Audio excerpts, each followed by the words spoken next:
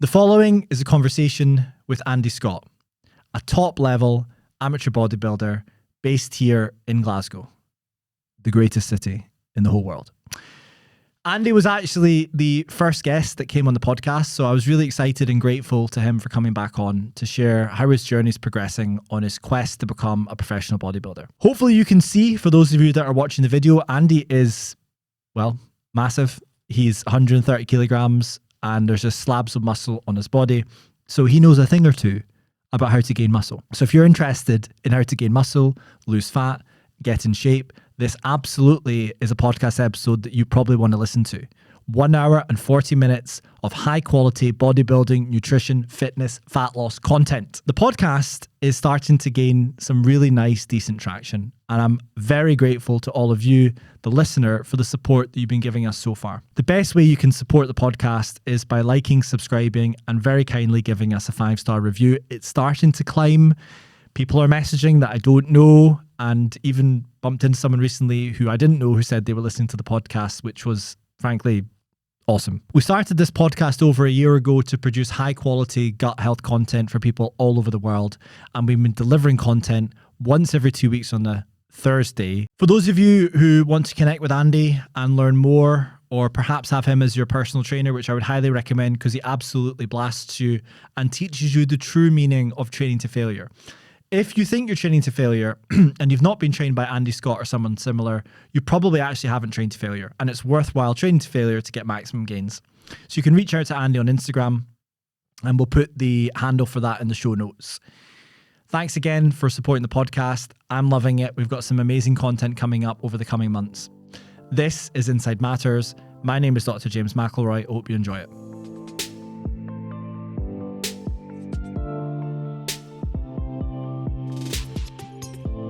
How did you get interested in lifting weights and bodybuilding? So came up through the rugby scene, the Aberdeen rugby scene. Started playing for Aberdeen Wanderers when I was, 10 or something. Went to Grammar FPs when I was 12 and then just played through there. Grew up around a lot of boys that were a lot bigger than me. Didn't particularly play positions I wanted to play. Like I played winger and outside centre most of the time, and I wanted to be like a big boy in the forwards and that, but I was never tall, so that wasn't really. I was out of the question under the age of 16. When I turned 16, I got a membership. At the time, it was JJB down at the beachfront. Doesn't exist anymore, does it? Or is it JD? It's DW now. Is it JD DW. now? DW. It's probably still DW. Yeah. I go to Warehouse in Aberdeen when I'm in Aberdeen. Yeah. All results. Yeah. Like, Warehouse has got a lot of Panata. Yeah, well, Warehouse, as you remember, Warehouse didn't look like that when we were younger. What was it like when we were younger? I was grungy. A bit grungy, just dilapidated, just like not a very motivating place to be. Whereas now it's a full-on bodybuilding gym now. It really is. Yeah, it's completely changed and flip-flop what it was there's a lot 10, 20 years ago. There's a lot of bodybuilders there. A lot of competitors there, yeah. And there's a lot of people that wear, maybe you can explain this, socks and Crocs. Socks and sandals. What is that? I can't explain that, mate. You can't explain that? No, I surely if anyone can explain it. I'm no Gotwan, but that's an absolute horrific abomination towards fashion. That I don't understand it. Some people pull it off. I don't get it. I personally don't get it. Everyone knows Crocs are horrific. Nurses and chefs wear Crocs because they're functional for their job role. It's like we've all banded around this thing that we all know is horrendous, and we're all part of this club. Like, yeah, it's just weird. I don't get it. It's a trend, isn't it? It's a trend, isn't it? Yeah, that's what it is. When I was in Muscle Works in London 2 weeks ago, which by the way has just been renovated. Which one? In Bethnal Green. Oh yeah, we were in that one. Yeah. So they've tripled the size of it now. Really? Yes. Oh right, okay. Yes. So you know, it used to just be upstairs, downstairs. Yeah. Now the downstairs has 2 extra rooms. Oh right, okay. And there's another upstairs room as well. For so they've got all the leg kit on a new floor, and then they've got a boxing ring downstairs, and so it's that. I recommend. It's very good. Yeah. But anyways, just going back to the socks and Crocs and the socks and flip flops. There's a lot of that in that gym as well. Yeah. And I'm like, why? I have no idea. Surely just a good pair of trainers, comfy, stability. That, yeah. But then they'll say, oh, Crocs are comfy and I can slide in and out of them and all that sort of stuff. And I can put wee like gem things on them and stuff. I'm like, Wow. whatever. If that's what you want to do, that's what you want to do. Well, I've taken us way off piste. So away from this is not a Crocs and sandals podcast. This is the Gut Health, Nutrition and Performance podcast. So Which is back next week, sponsored by Crocs. Well, I am. You never know. That's a multi-million dollar I am deal, looking that. for sponsorship. So if Crocs are interested, £1 million. I'm joking. I'll wear Crocs if someone sponsors. Give me £1 million. I'll wear Crocs. Yeah, sure. I mean, probably £1 million and one, maybe. I don't know. Yeah, I mean, what would I not wear for £1 million? No, there's a few, Podcast will be getting weird there's a soon. few things. Yeah, no, I'm as I said to you, I'm getting more and more comfortable now, going a little bit off piste because It's fun. it is fun and people enjoy it. Yeah. So in no particular order, things I'd like to discuss off piste are ancient civilizations, aliens, the future of humanity, philosophy. I'm deep into the universe just now. Are you? Yeah, like Tell me. I watched a video last night of how the universe will all come to like a singularity point. I love that. In like I love that. years 10 to the power of a million. And it will also come to a single point. So it's and all that'll gonna be come back? over. But that's what they think. That's one of the theories is it comes to the singularity and then that will then be the next big bang. So will that be the simulation over? Seeing as Quite possibly, yeah. we're all in the simulation anyways, right? Yeah. So that's like the universe, how our universe will eventually come to an end. I love that. And then something will come from that, and then it'll just repeat and repeat and repeat. But it was literally like 1 to the power of 1 million years. So you can't even comprehend that number. It's an incomprehensibly large number. Yeah. So it's one with 1 million zeros after it. Yeah. Something. Well, that's not officially. I'm just kind of summarizing, but.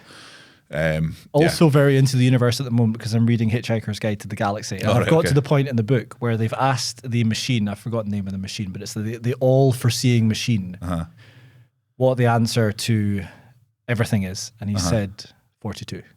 Oh, yeah. So, yeah. 42, yeah. I love that book because actually, so it's a comedy book.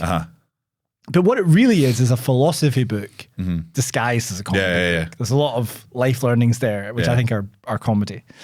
Now, sorry, back to Results Gym. So Results Gym back in the day was Graham Park. Yes, my first coach, yeah.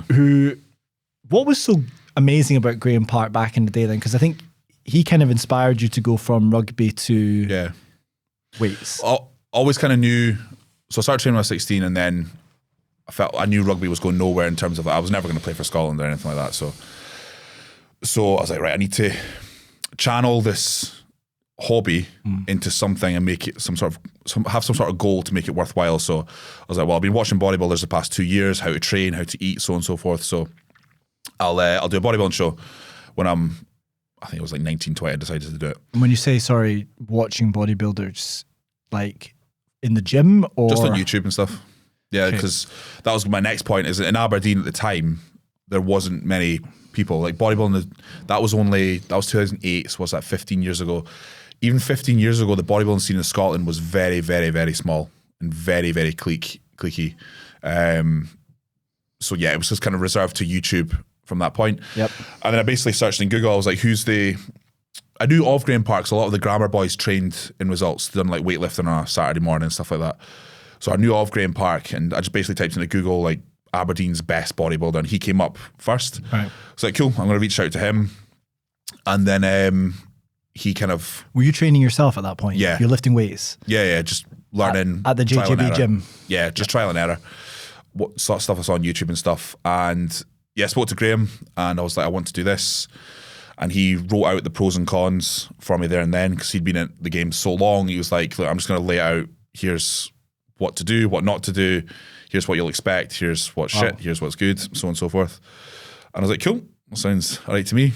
Stepped on stage. Should become a manuscript for all first timers. It probably still applies now. It definitely still applies, 100%. What were the kind of things that were in it? Can you remember?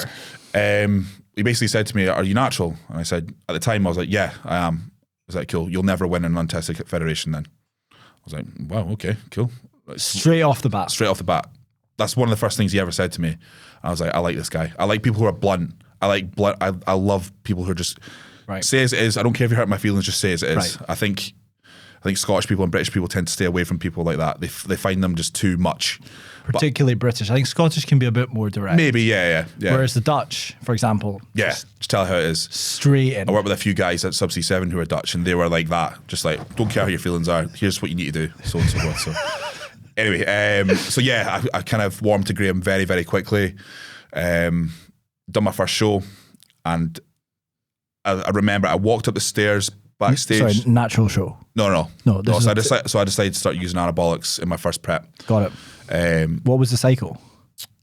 I've been asked that a few times. I can't quite remember, but being under Graham's guidance, it would have been just maybe a little bit of testosterone. Definitely used Winstrol. I didn't use any fat burners that prep. So probably, I think it was just those two. Right. I honestly, hand on heart, I think it was just those two things. Can you remember what it felt like doing your first cycle, like with the test, and notwithstanding what it was, but can you remember, like, were you looking in the mirror going, whoa, okay, like I'm... So because that was the first time I'd ever gone to that level of body fat, I don't know if it was the drugs or it was my dieting that was causing the way I was looking. So it's hard to say that. The time that I noticed them working is the first off season that I done with them. Okay. So that's probably when I noticed, Jesus, like now I'm big. You're blowing up. Yeah. So that was the difference between the prep and then using them in off season. So back to the show. You were walking up the stairs. Stood on stage, and the pre-judging at NABA was done in the morning, and the finals were done at night. So the pre-judging is maybe about half full.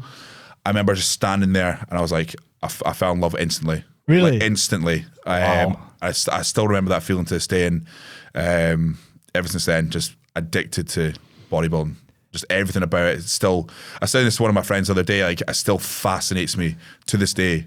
Every day, it's all I think about. Training, nutrition, anabolics to an extent. I don't go about thinking about anabolics all day. It's a bit weird, but everything, like we talked about, Phil Heath's mindset towards it. Yeah. It's the most unbelievably fascinating sport and lifestyle on the planet, in my opinion. Wow. Yeah. Well, we've got plenty of time to talk about that. That really absolutely is, and we're going to unpack all of it. You know, I'm sure you've seen the Arnold Schwarzenegger documentary. Yeah, the most recent one, yeah. I mean, it's fantastic. There's a lot of stuff there I didn't even realise about him. Spectacular. Yeah, I mean, it's amazing. Kind of, I was going to say it's like a movie, but he is a walking movie. He is the movie. But he, in that documentary, and I'd recommend the listeners watch it. It's on Netflix. Talks about going on stage and how it feels and having all the eyes on you and doing his classic poses, and you can see why. Oh yeah. Because it must be the ultimate, like, adrenaline rush almost. You're in these tiny pants. Yeah.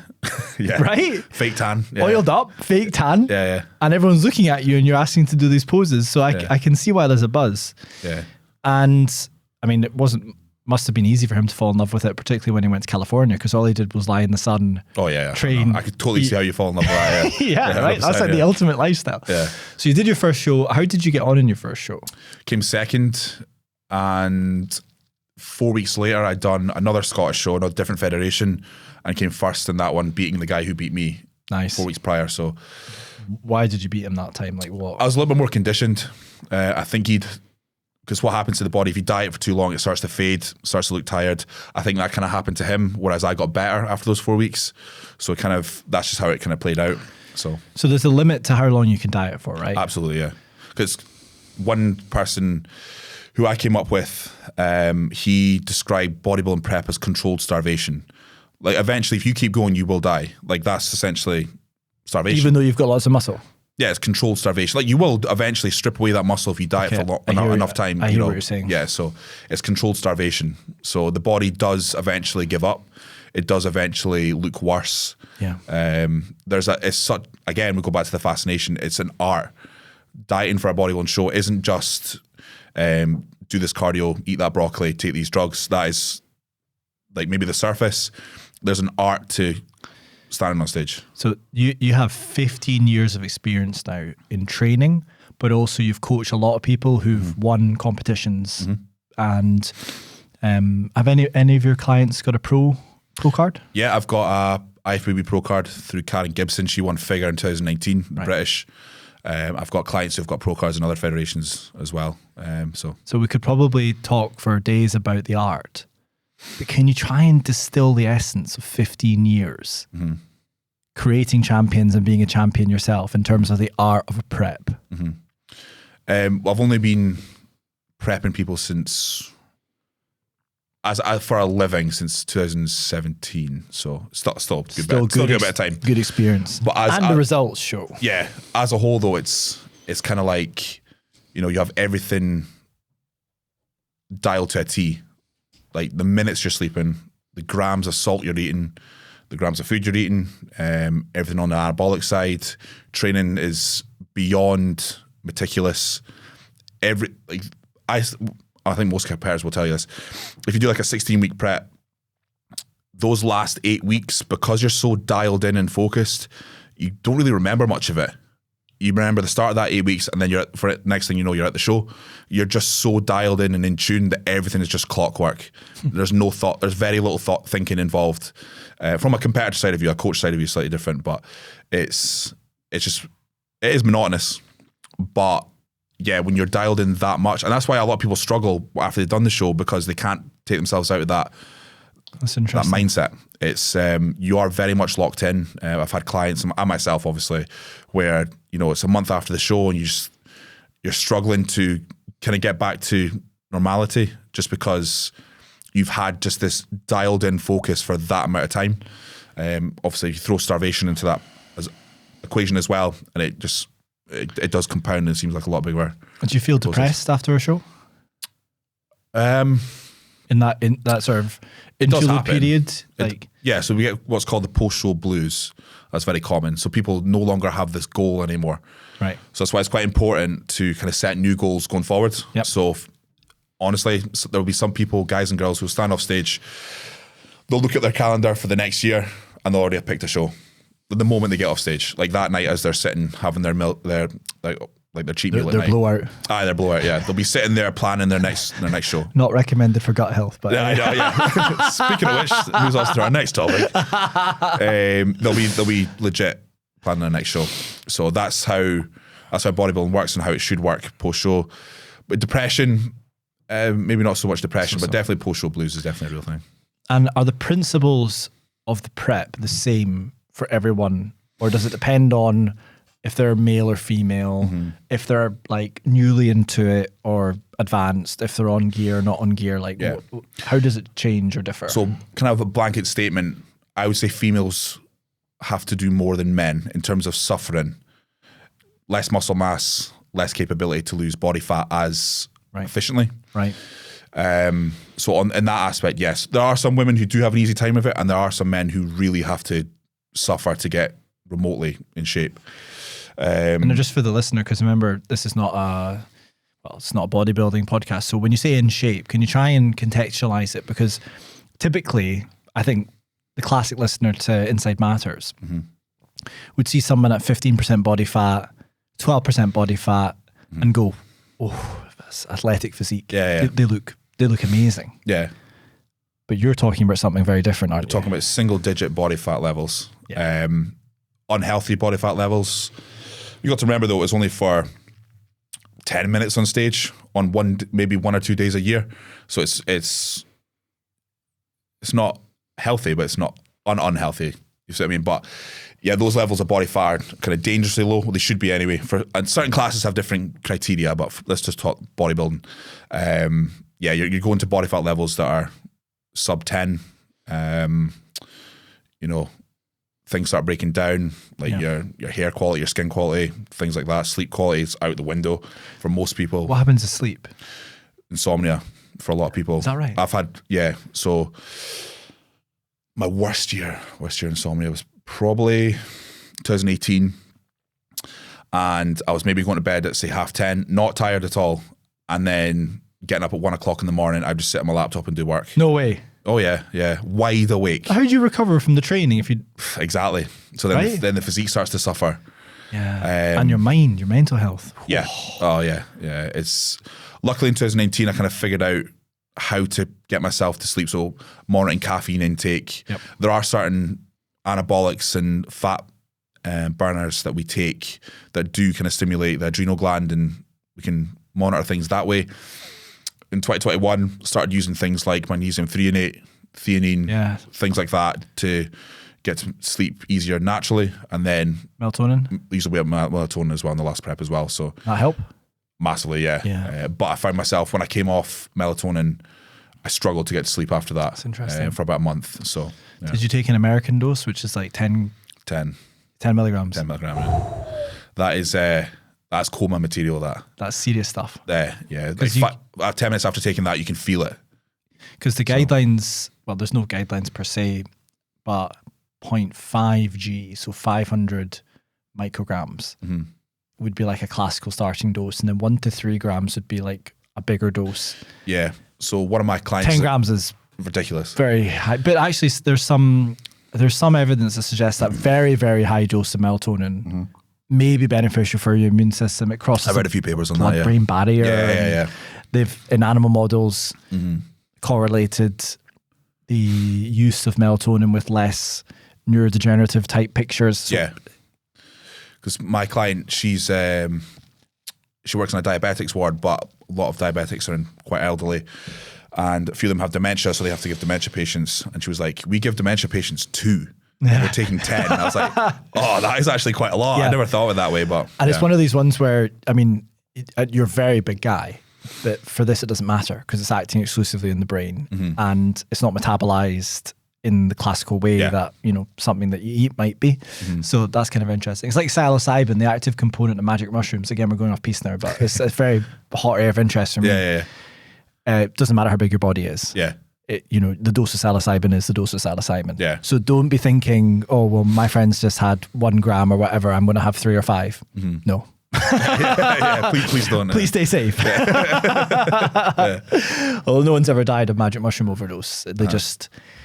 Well, we talked about different universes. I mean, if you're doing a hero dose, 12 grams, 10 grams, you will go into a different universe. So I've heard. I've never done it myself. Some people say that if you take enough, the mushrooms show you how the world and the universe started. Yeah, I'd love to see that. Yeah, that would be, speaking of our first topic. Yeah, that would be pretty cool. My fear of doing it is I see this like light or power, and it just says to me, "Stop bodybuilding." You do know bodybuilding's a lot of rubbish, right? You do know that it's like the most pointless hobby to have. I'm just gonna look at him and go, the guiding light. Exactly. That's why I'm a bit wary about doing it. On the flip, your psilocybin-induced spiritual awakening connection with God could be like Z's. God could be jacked up. Like, next one, you look good. God could be like, mate, you are. You never know. You're on the right track. I don't know if I want to take that risk though, because like I've obviously done cannabis in my time as well. I use cannabis oil for sleep purposes as well. CBD or the full cannabis oil? The full deal. The full deal. The THC as well. Yeah. That's interesting. Yeah. So how does that make you feel? High as a kite, and then there was so and hungry. I don't get munchies from it. So interesting. Yeah, so that wasn't too bad. But I remember one morning doing my cardio, and I must have still been high. I didn't realize it when I got up. And I remember just like walking down the street, just felt like I was floating in the same spot. And I was like, oh, I'm still high as a kite. That's comedy. So I was taking that for a wee while to try and get to sleep. I try and stay away from that because that's just a trip.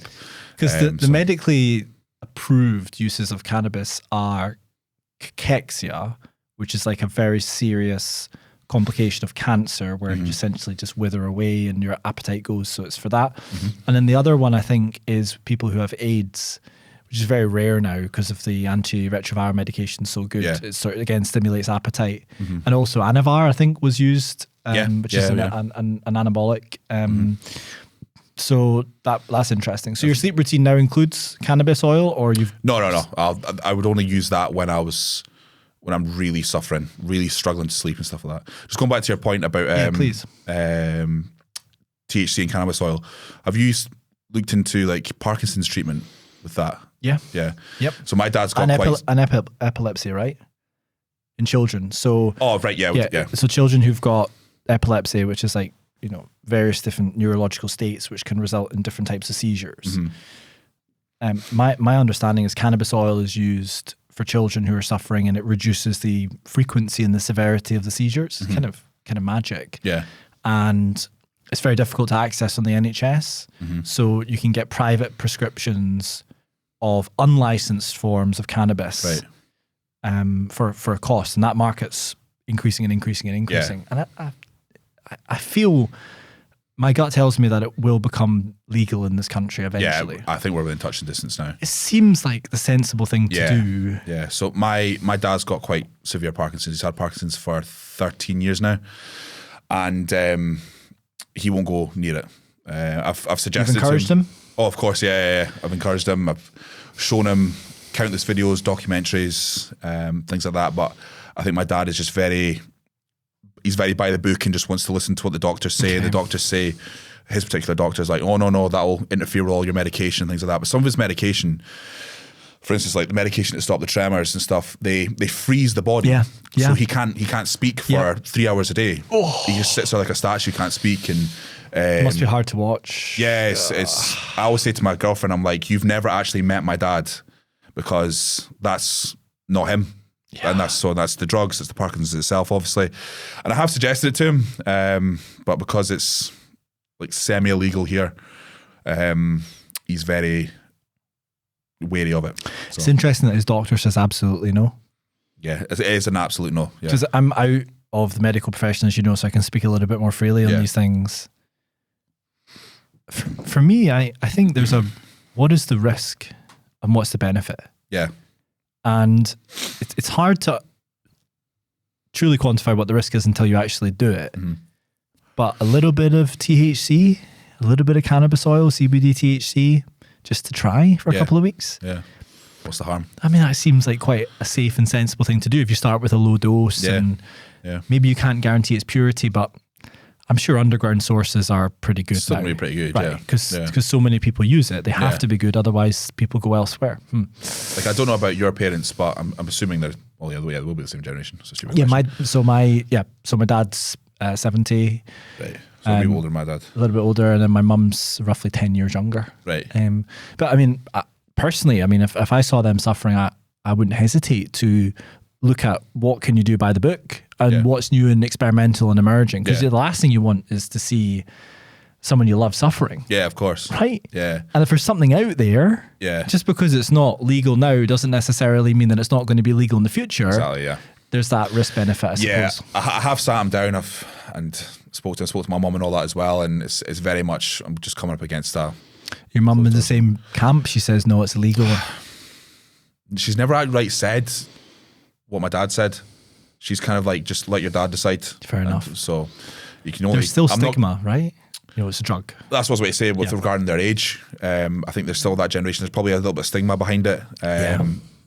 You know, so... but it will change. It will. And hopefully it doesn't change too late. Yeah. That's what I'm worried about. So...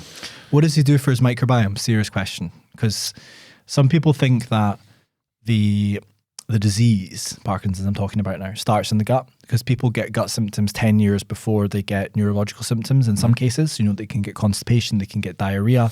Some people think that it starts as some sort of infection that travels through the vagus nerve, which is one of the cranial nerves, ones that come into your brain and CNS. And somehow this virus or whatever it is travels up and finds its way into the nervous system, and then it starts to have the effects. So there's some people that think if you change the microbiome through like a fecal microbiota transplant, then you might slow down, maybe arrest, maybe in some cases, but these are true believers now. I think you might be able to reverse symptoms. Really? Yeah, and I went on an amazing hike actually, and I'll shout out Walk Glen Cohen and Christian who does them, in January this year in a place called Karur, which is the most remote train station in the UK. Right. You can get there from 2 hours from Glasgow, which is pretty cool. And there's 3 Munros near Karur, Loch Karur, and there's also a hostel there. There's a hotel there, which is apparently very nice in summer. And there's a billionaire's mansion. Oh, right, okay. It's pretty cool. It's this insane glass house, which is on the edge of the loch. I actually tried to get in. Is that illegal? I tried to look. I tried to snoop.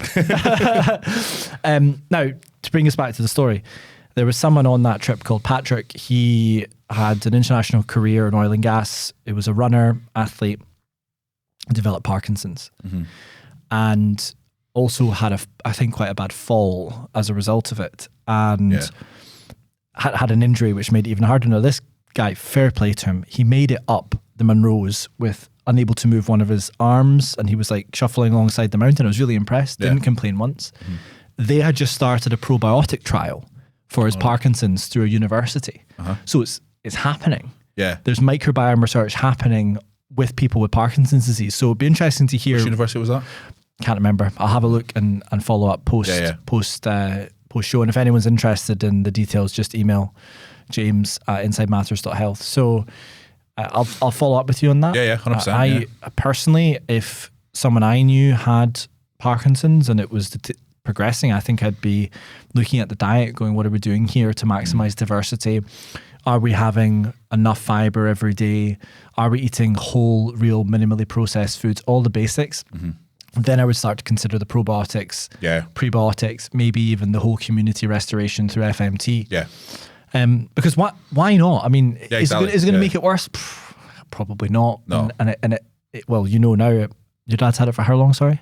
13 years diagnosed, yeah. It's getting worse? Or Yeah, and it started with a tremor, and Did you notice it? Like, yeah, well, so my dad's on blood thinning drugs because he had a heart attack in 2010, and then he was put on these blood thinning drugs, and then the tremor came off the back of that. So doctors originally thought it was a side effect. Thought it was a medication. Yeah, and then he then got tested for Parkinson's, and they're like, I think we've got Parkinson's. So it's been the past 3-4 years have been probably where it's moved quite quickly. So he done a trial thing at the Elizabeth. I think it was. I've seen it on BBC documentary. It was they insert stuff into your is it into your brain or so he was doing that. No, he didn't qualify for it. I know, so that's a shame. Because apparently the results were pretty good. Yeah, I saw a video of it. My girlfriend sent me a video of it. So unfortunately, he was declined for that. But sugar man, I'm sure that sounds like he's been in the wars. Big time. Yeah, it's mad how. So basically, I don't know if my dad will watch this, but his older brother smokes 40 a day, obese, never looked after himself. No issues at all, not one. And my dad, who's played sport, played rugby, been a very active man his whole life, not a heavy drinker, looks after his diet. Probably not the best diet in the world, but he's had everything under the sun. He's had bad luck. Yeah, so sometimes it's just the way it's the hard, works, isn't it? Yeah, you see these videos of people who are 100 and they say, "What's the secret?" and they say, "Whiskey every night and a cigarette." Facts. It's like, well, no, you probably just luck of the draw. What's much better is to watch these Blue Zone documentaries. Yeah. And there's recurring themes, that sense of community, working, don't stop working, move every day, and back to the diet, minimally processed, real foods. Yep. Is it a food that's been made by man or has it been made by God? I.e., can you pull it out of the ground? Yeah. Or is it's something that doesn't look like... Yeah, is it single sourced? Exactly, yeah. That's the key. Now, back to bodybuilding. Whoa, that was segue enough, that one. Back to bodybuilding. So, talk about where you're at now. You had an injury recently since the last time you came on. Has that changed your approach to training in any way? Because last time you came on, it was like Dorian Yates. Yeah. Smash it out every single session. There's videos of you online with that crazy guy. I forgot his name. Chris. Crazy Chris, yeah. and again. I mean, it is quite a spectacle. Yeah. Watching you guys train. Yeah. Because it's quite a violent, aggressive, punishing experience. Yeah. And anyone who's been trained by you knows how it feels because you're sort of 10 minutes in and you're like, how am I going to finish this session? Like I can't move. Like I can't move my legs. I can't move my arms. Can't move my shoulders. But you get through it eventually. Yeah. So what's changed? So legs wise, that's exactly the same. That's that punishing, horrible stuff that I put you through a few times. Yep. That's still in play. I feel like I need to... I come back though. I do come back. It's not a one and done. Yeah, I know. Yeah. I'll give you that. I need to keep that in play for as long as I can. When my legs start showing signs of, right, you need to try to do something else, I will. But I'm seeing progress just off the back of what we're doing now. And that's still very much the one set to failure, maybe some intensifiers type work. For chest and shoulder work, I've had to kind of go back to the drawing board a wee bit with that. How come? Because of the injury? Yeah, so basically, I could go back to what I was doing before, like single sets, all-out failure with presses and things like that. But I've kind of gone down the route of a little bit more volume, Right. A little bit more volume work, stuff that I would have considered in the past to be a bit too easy. But since starting that in February was when I started training again after the operation, I've seen big improvements with my physique, just rounder, fuller. Really? Yeah, kind of a more, what I picture to be like a perfect physique for me is starting to kind of evolve now. And that's kind of what I see in the mirror now. So rounder shoulders, fuller through the pec, fuller through the arms, back has that kind of turtle shell kind of look to it. Whereas before I felt I was adding tissue, but we come back to the kind of like what the average person sees as what a bodybuilder sees. So when I look at certain physiques, they've got like hard, dense, rough tissue. And then you look at someone else who's got like round, separated tissue. It's trying to, most people either have one or the other, and it's tried to like mold the two of them into one. So people always say like Dorian Yates is one of the best Mr. Olympians of all time. If he had changed his training and maybe gone down a route where he was trying to just make the muscle fuller and rounder, how many would have continued to win from that point? And how many injuries would he have avoided from that point? So for the listener, Dorian Yates, a UK-based bodybuilder, he does a lot of magic mushrooms now, actually, doesn't he? He's very into that kind of stuff. Yeah. So what was his approach and what made him successful? So his approach, training, what he's known for in the latter half of his career, between probably 1993 to 1997, was a style of training where you take an exercise to complete all-out failure, where the muscle can literally do no more. You then even like a body weight type thing, like total failure, complete and utter failure. Yeah, and describe that for the listener, because most people will go until they can't do one more, but until it hurts. Yeah, but it's actually much more than that, isn't it? Yeah. So if you're doing a bench press or a squat, for example, when you start to hurt and when you start to feel a bit of pain, you've probably got 4 or 5 reps left. Whereas people think that's the end. So you're taking it to that point. You're taking it to the point where the muscle can literally not move a single inch. You've then got a training partner to give you a forced rep. So that's a rep where they're doing a little bit of the work. Yeah. And then you're going into an intensifier. So it's a drop set where you're dropping the weight off, doing as many reps as possible, so on and so forth. So very intense, short workouts. Yep. That's kind of what he pioneered in the How long were his workouts? He says between 45 minutes and an hour for the bulk of the work. Now, you can add on another half an hour for like warm-ups and stuff like that on top of that. But yeah, 45 minutes to an hour, which many people still, when I get people to come in and I do this kind of work with them, they're like, there's no way you can get that amount of work done in 5 sets. Trust me, you can.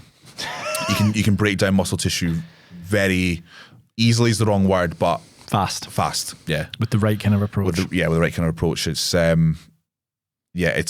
always a nice experience for me as a trainer to put someone through that for the first time. Right. Yeah. It sucks. Yeah. I love it. So what happened to him then afterwards? He just got injured, or? A lot of injuries were plaguing him, and I think he just decided to walk away after 1997, and then Ronnie Coleman came in and started that era in 1998. I think a lot of people will know, or potentially know who Ronnie Coleman is. But Dorian Yates, I think he had a bicep tear, lat tear, tricep tear, supraspinatus tear. He was just falling to bits towards the end, so I think he just called it a day. So, how did Ronnie Coleman's training differ, or was it the same as Dorian, like heavy? No, complete polar opposite. So Ronnie Coleman was known for training at certain points through his career twice a day for 6 days a week, and then so that means you do a body part twice a week. Yeah, so ridiculous amount of volume, ridiculous amount of weight. I mean, if you go on YouTube, you'll see videos of him squatting 800 pounds. That's powerlifting numbers. That's not bodybuilding numbers. Yeah. Deadlifting close to 400k. Ridiculous numbers. I very much think he was a genetic outlier. I don't think we'll ever see a physique like that ever again. Even that guy you just showed me, like, he still doesn't touch Ronnie Coleman. Really? Structure-wise, no. Right. So what makes Ronnie Coleman such an outlier? And it's the size, but also the shape. The size, the shape, the condition he gets in, everything. The thinness of this, every aspect of the human physique at that Olympia level comes into play. So how thin your skin is, how well you can tolerate dehydration, how well you can tolerate fat loss, how well your body deals with cortisol. All these things come into play at that level. It's like a 100-meter sprinter trying to take off 0.1 of a second off his sprint. That's a lot in Olympic level sprinting. It's the same as bodybuilding. It's these tiny, tiny details. You've got coaches, amateur coaches do it as well. Sorry, amateur level coaches. You've got coaches looking at physiques every half an hour, and they're spotting changes and going, right, now we need an extra this amount of carbs, that amount of fat, let's put a little more sodium in here, let's put a little bit more water here. It is that precise at that level. And is there a playbook for that, or is it just experience? It's all experience. That's fascinating. It's all done by the eye. That's fascinating. If you were to ask the top 5 coaches in the world, like, write down how you do that, he's like, I can't, because then I'd have a different book for every single guy I train. Everyone's different. Really? Everyone's different. There's not one body on this planet that's the same. At that level, it's very easy to have different approaches. But when you're coaching guys and girls who are maybe Scottish regional level, not quite got a lot of development muscle, you can run a similar kind of playbook for most people. Right. It's when you start taking the physique to that extreme level, that's when these tiny wee things make all the difference. So at the top level, people are looking at them in their pants, so to speak, every 20 minutes, 30 minutes. Yeah. And they're going to go, right, a tiny bit more salt. Yeah. A wee bit more water. Can you see the changes in real time? Like at that level? Because they're so lean and so big. Yep. So you're that lean that you can spot an extra gram of sodium in the body, an extra half liter in the body. Wow. Yeah. So it's that again, we go back to, it's fascinating. It is really absolutely fascinating. That eye. It's art. It's art. Well, it's art, but there's a science to it. There has to be there is science to it. Oh, yeah, of course. But it's too complicated at the moment. Yeah, because one of the things I laugh about and have laughed about for years is that quote unquote bro science is actually legit. Yeah, that's that eye. It's super legit. But I'll give you a couple of examples. It's like, I sent you something recently about partial reps. And someone like Branch Warren, who's a professional bodybuilder, not anymore, I think he's packed it now, would do tons of these partial reps where they wouldn't do the full range of motion. They would just load up the bottom or the top and just do rep. And people would be like, no, that's suboptimal, which is kind of comedy considering how big someone like Branch is. That's suboptimal, no use. You need the full range of motion. But then Ronnie Coleman also did a lot of partial reps, not fully locking out, everything like that. So the bro side of things would, with 50 years or whatever many years of collective bodybuilding experience, would say, no, this is what you need to do. The science guys who've probably never done a show in their life for the most part, who are in these gyms, who sort of tapes and all that kind of stuff, say, no, you need to do full range of motion. Yeah. Long story short, they did a number of studies recently, and like 4 out of the 5 studies said, don't quote me on that, but 4 out of 5 studies said, actually partial reps, you get bigger. Yeah, exactly. So that's one example. Yeah. Think about the classic bodybuilding diet. This is one I find comedy. It's lean meat sources, low GI carbohydrates that have been minimally processed, vegetables. That's like the classic sweet, isn't it? Yeah. And then you've got your if it fits your macros guys who are like, nah, just have McDonald's and Haribo to meet your macros. And I'm saying that with quite a condescending voice as someone who actually did that myself. So I'm sort of laughing at my past self. And so it's so obvious to me now with all the microbiome and gut health experience that I have, that obviously the classic clean diet is going to be better for you than the other one. 100%. So it's better for your insides, which means that you're going to look better as well, right? Yeah. Now we're kind of coming away from different macros. No one's doing that Haribo stuff anymore because we're thinking about the insides and why it's important. Again, bro science was much, much further ahead. Yeah. To give you a more recent example, TRT. So professional bodybuilders for many, many years do these big cycles when they're professional, and then they go and become, I don't know, whatever it is when they retire. They stay on testosterone, right? Because they feel better. Yeah. How many years have pros been doing that? Forever. Now you've got CEOs doing TRT. Why is that? Because they feel better. Yeah. It's just the same. Yeah. So people should actually not discredit and discount the quote unquote bro science, because it probably just is science. We don't need to be on this high horse around empirical science. You're watching the results unfold in front of you. Exactly. That's where it's like, you would. I just lost my train of thought there. Brilliant. Empirical science. Yeah. Watching somebody who is at a show getting prepped, modulate this, modulate that. There will be a true science to that. Yeah. And for your clients that you look at and train on a day-to-day basis, how many months of watching them, getting to know them, training with them does it take before you really know what you tweak and what you don't tweak and so on and so on? Within a contest prep, if you're talking about a 20-week prep, you can probably start figuring out what does and doesn't work within the latter half of the prep. So basically half the year you're prepping. Yeah. Oh yeah. Yeah. So you could look at a body. Usually it's kind of, if we're talking about guys and girls who just starting, just say their first or second show, you'll do high carb days and then you'll see the response as to how they respond to the carbs. Do they look fuller in the morning? Do they look, how dry are they in first thing in the morning? At what point post high day is the best physique? So for instance, I'll take an example of my last client who competed, Scott. So his best look was 2 days after we'd done a high carb day that consisted of, say, 600 grams of carbs. So I know that in order to have him look a particular way for the show, we manipulate the days leading up to that off the back of that high day, which we experimented was roughly about 600 grams of carbs to fill out his physique. Just out of interest, what are the sources of the carbohydrates? Scott would have been oats, rice, potatoes. No potatoes. I think it's oats and rice. I think. Wow. At the end, the end of the diet. It is a lot more varied in the off season, but on a contest prep, I try and limit how many single source variables I have in my diet so that everything is very as predictable as humanly possible. So you mentioned before we came in here that you're going to do another prep in January. Mm-hmm. Talk the listener through how that prep is going to evolve over the time period and how rigid is the diet. Cool. So it's actually already started. So you started to prep already before Christmas? Technically. What about Christmas? I'll celebrate Christmas, don't worry. All right, good. No, it's I've pulled 200 calories worth of fat imagine having to cook Christmas dinner for you. People are sweating. I'm going to be very controversial and say I don't really enjoy Christmas dinner. Really? Yeah. It's not that big a deal for me. But you can go off. You can go off piste. You don't necessarily need the turkey. You can have lots of other things like beef Wellington, salmon. Wellington. I mean what did we have last? We had an Italian last. We were in New York last year, so we went to Carmine's in Times Square. Have you been there? Yeah, I've not been there, but I've heard of it. Oh, it's phenomenal. Wow. We went there for Christmas Day last year, and then the year before that we were in STK in Dubai. So we definitely don't follow the amazing the Christmas traditional stuff. But I lost my train of thought. New York at Christmas. Oh, it's the best time to go because it's dead.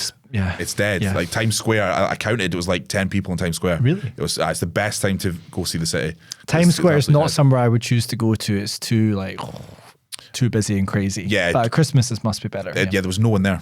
It was brilliant. So back to your prep. That's the question. Back to prep. So I've taken 200 calories worth of fat out, and I've added in 10 minutes of cardio per day, except on my leg day. So that's kind of how. Just 10 minutes. Just 10 minutes. No, 30 minutes in total. Okay. So what that'll do is that will take off that kind of residual weight.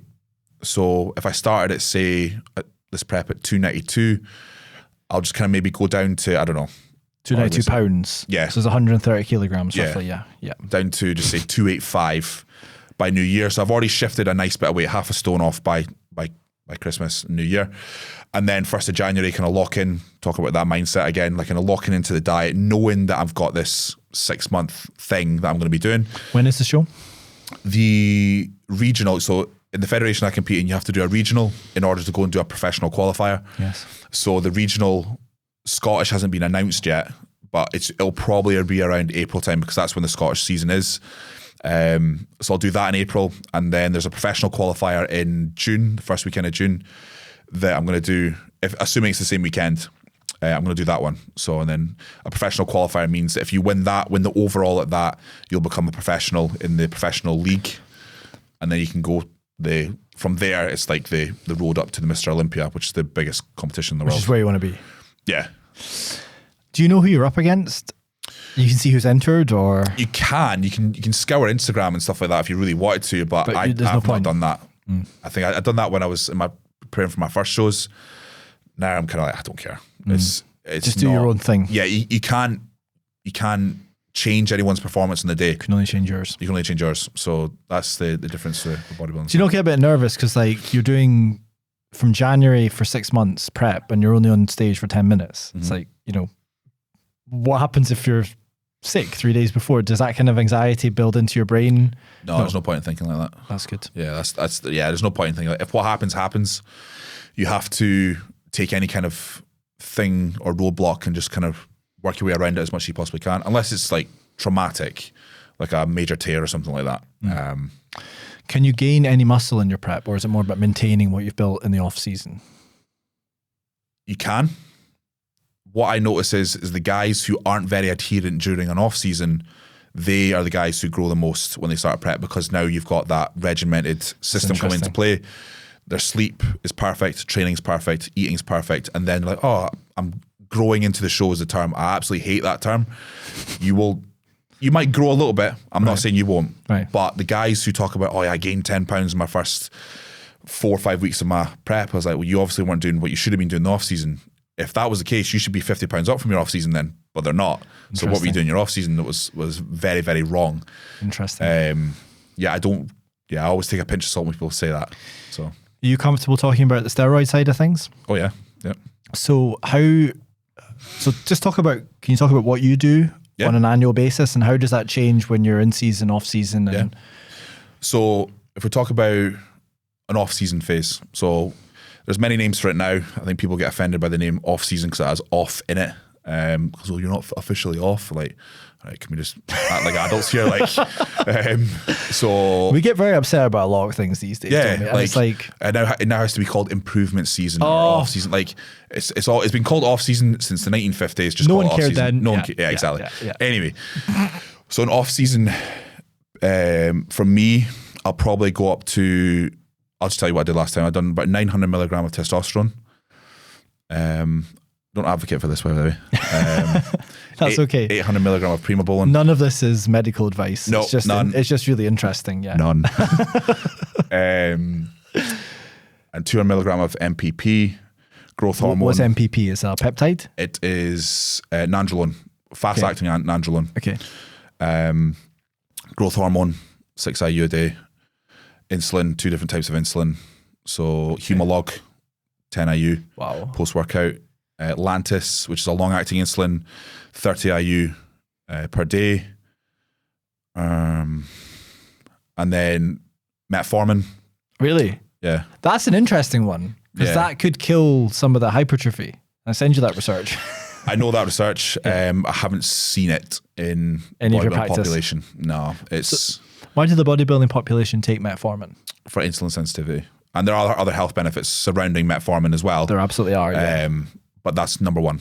Yeah. Fascinating. Yeah. So you're taking insulin and metformin to improve the sensitivity of the insulin. Wow. So how effective my body partitions nutrients and things like that. Wow. Okay. And then telmisartan it's a blood pressure medication, but we take it as a preventative measure to protect the kidneys and things like that. Wow. So that is my peaks, quote unquote, stack in an off season. And then throughout the year, does it sort of gradually build up, or do you just start with that? Yes. Yeah. So I work off what's called, right now, a lot of the British scene are using what's called the black models.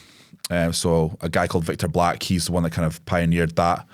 So working off the back of that, and where you periodically add, you scale up your cycle on scalable anabolics. So for instance, like I think many people know what Trenbolone is.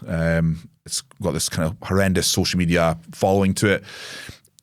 Trenbolone is not scalable. So for instance, if you take Trenbolone past a certain point, you're going to see side effects at quite a moderate dose compared to where you can take testosterone and Primobolan and Mastron. So many people use the black models in the UK. And this is some person who just, when you say a model, it's like you can mix this with this, or you can stack this with this. Yeah, kind of. This is how you build it up. It comes from scientific.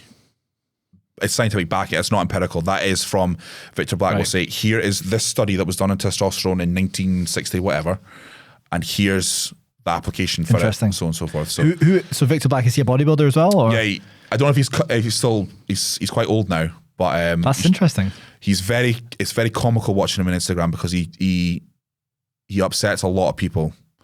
Believe it or not, in the bodybuilding community, people get very upset when you tell them what they're doing is wrong. And it does a very good job of that. So he is a bit of a character, maybe not someone that I'd like to speak to on a daily basis, but sometimes I don't like his approach to the way probably does attack people sometimes. Right. But he says he's doing it to For try safety. and educate. For safety. He's like, look, here is a model. Anabolic use is not 100% safe. For sure. So here is a model we can use to ensure that we all do stay as safe as humanly possible. There's your model. And it may not include something that people have been doing for years, right? What the old school guys were doing. So even in my short time doing this between when I started in 2008, I was always using anabolics back then, but my short time in the industry, things have massively changed across performance enhancing drugs, training, nutrition. It has changed quite a bit in For the better? Or it's more extreme? It's less extreme when it comes to training. You think so? Yeah, I think people are far too hung up on recovery. What is optimal? Recovery, yeah. Yeah, what is optimal? Not doing too much here, not doing too much there. It's like, the human body can tolerate way more than what you're doing to it. Yeah. Trust me. Yeah. Like if we've got people who can survive concentration camps and starvation and things like that. Trust me, your body can definitely tolerate 4 sessions a week. For sure. And doing a drop set maybe now and again. Yeah. It's there's far too much. And it's trickled down to the younger lifter between 16 and 21. You've got guys who in their peak years, that's when to grow. Get fat, lift tons of weight. Yeah. Trust me, you'll thank yourself when you're in your late 20s. Yeah. Build the base. Build the base. And many young guys are not doing that anymore because they're listening to the Mr. Optimal who's never done a show or the Mr. Optimal who weighs a $150 soaking wet. Yeah. That's the trend now, I feel. Get under the bar. Bodybuilding, yeah. Don't get me wrong, there are guys and girls who have seen this and don't want it to go that way. And there are more people, especially in Britain. I'd say the British are the hardest trainers in the world. Really? I spend time around the Americans, they don't train hard. Really? Don't train hard. But the Americans have more pro bodybuilders, right? Yeah, but I think it's a bigger population. Genetic pool's bigger. Genetics pool's bigger, more popular sport there as well. It's really popular there, isn't it? Very. I mean, it's probably still considered an American sport. Interesting. Yeah, so the Olympia, they play the national anthem. Which do they actually? I don't agree with that at all. Wow. You were there, weren't you, this year? Yeah, I was at the Olympia this year. Considering the majority of the competitors in the Open aren't American. So why are you playing the national anthem? That's fascinating. Yeah, I know. Anyway, that's just a side thought. So back to your cycle then. So yeah, why do you not take Trenbolone? So Trenbolone has been shown to kind of do things like raise blood pressure, things like that. You don't feel very good on it. It stimulates the adrenal gland in ways other anabolics don't. Things that they differ person to person. For instance, I notice insomnia. Obviously, that comes off the back of the adrenal stimulation. I get stomach acid. This is one that a lot of people get, is they feel emotionless. Now that's a good thing. Really? Yeah. So that's a good thing with training. It's good to feel emotionless when you're training because you feel like a machine and you feel like superhuman, but it doesn't translate well to normal life when you've got a girlfriend or a partner where you don't show emotion, you don't get emotional at anything. It's called the relationship ender for a reason. So is that what it's called? Not officially, but in the bodybuilding circles. A lot of people say, like, "Oh, when I stepped on Trenbolone, that's when things started. It's not a particularly. I think if there's any anabolic that I've seen that people have used and grown an almost intolerance to it, it's Trenbolone. So, like for instance, I'm not going to use Trenbolone ever again. I don't agree with it. The way it makes me feel impacts my sleep, so on and so forth. It's just not worth it to me. Because in social media, it's got like a cult following. Yeah, it's weird. It's like very strange. Trend, eat clean, trend hard. Yeah. All that nonsense. So it's interesting nonsense to hear that it's not actually that good. It's just people think it's a wonder drug. It's definitely not. It's absolutely not. The wonder drug is testosterone. So is it fair to always will be? We'll talk about test. So is it fair to say you're trying to take as much as practically possible a health-based approach, or is that not true? And it's okay to say it's not. By the way, you don't need to say it is just because we're on a health podcast. Like, no, I know. It's good to hear the extremes. Yeah. So the extremes, are we considering health? 100%. Yes. Any top amateur, top professional, we are 100% considering our health when it comes to anabolic use. And that means the method. Mm-hmm. It means blood work. Seeing a cardiologist, calcium scores, Okay. health supplements, which we actually spend way more on that than we do on the actual anabolics That's itself. interesting. All these wee kind of things to monitor health. But what the top amateur and the top professional is doing is not healthy. It's not. But in order to push new levels, you have to push new levels of everything. Yeah. And that also includes performance-enhancing drugs. So do some guys have to take more? Yeah. Some guys get away with less? Absolutely. You tend to notice guys who, when they reach their physical peak in terms of size, you can back off a little bit because you've now got that size there, right. But you still need, you hold it. Yeah, but you still need a certain level of androgen to maintain that level of size. So it's constantly breaking these ceilings within reason. Now, we know that, for instance, through just trial and error over many years, that say 2 grams of testosterone a week is not going to yield better results than say 1 gram. 1 gram's the upper ceiling, is it? Yeah, pretty much. Yeah. So we know. By the way, there's roughly these still, ceilings. That's still a lot. That's a lot of testosterone. That's a lot of testosterone. That's a lot of testosterone. How do you split up your dosing, particularly on the testosterone side? Is it all done on one day, or do you split it up over the week? No, I split it across the week. Yeah. So I'll actually do much smaller shots Monday through Saturday. That's what I do. Every day. Every day. Yeah. That seems, I mean, from my perspective, just thinking about the body, and specifically testosterone, it seems much more physiological to do it daily or 3 times a week than just all at once. Because it's not going to go, for the listener, if you have a Y and an X axis right in the middle of the graph and just go up in a straight line. There's going to be ups and downs. Yeah, peaks and troughs. Yeah. And peaks and troughs in the levels in the blood. Yeah. And is that trial and error? You've arrived at that routine, or have you always tried to split up? I've always kind of tried to split up. Obviously, when I first started, I told you what I did when I first started, that you didn't have to split it up because it was such a low dose. It was so little, yeah. But when you do go up to those doses, you don't want to put a gram of testosterone in one day. No. So, yeah. What do the top pros, do you have any insight into what the top pros do? Like the Mr. Olympia people, are they doing more different types of compounds, or is it just more I think of it? Right, so I don't know any. I know a few pros personally. Do I know their usage? No. Can I make an educated guess and say that, knowing that there's no wonder drug, there's no secret drug? Yeah. There definitely isn't any secret drug. It's all on the table. It's all on the table. We all know what everyone takes in terms of what we can take.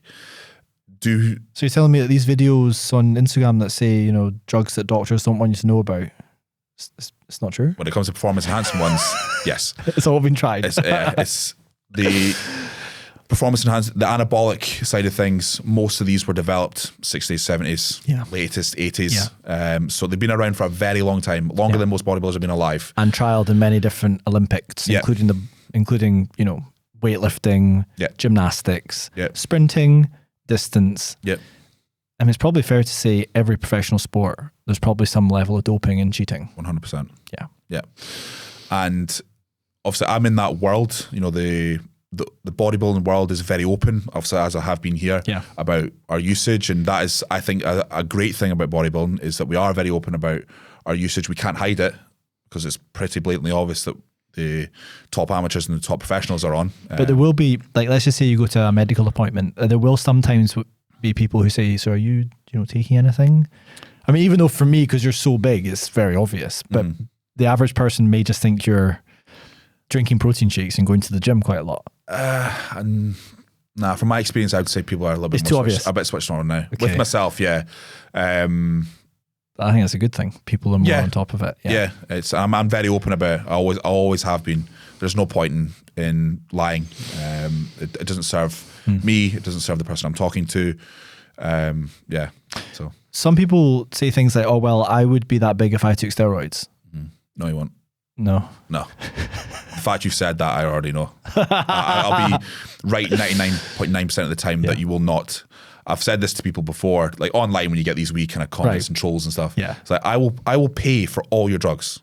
Like, give me your bank account details. I will pay for all your drugs. I guarantee you will not be my size doing just that. If you think that's the secret, do what I've done for 15 years. Right. Maybe. Right. Maybe you'll be where I am. Does it take that long to build the foundations and to build the density and? for an open bodybuilder, yeah, it's a very long game. I would honestly, a hand on heart, I would say I've got average genetics compared to the guys who are at the top of the sport. We spoke about this person just before the show. I've forgotten his name already, but he doesn't look real. It looks like No, he looks photoshopped. Have you seen his transformation? No.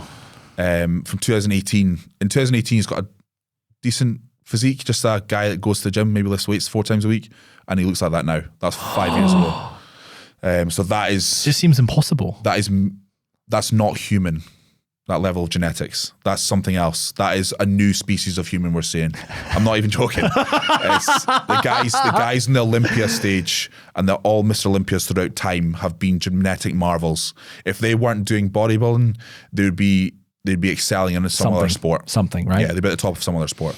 So this new species of human, which by the way is scientifically not possible, but just to clarify, but there could be mutations in his genome that mean that maybe he has reached a level of muscle mass that no one's ever achieved before in the history of humanity. Possibly, yeah. I mean, there are these cows. Have you seen these cows? That are, the myostatin inhibitors. Myostatin deficient. Mm-hmm. They are so.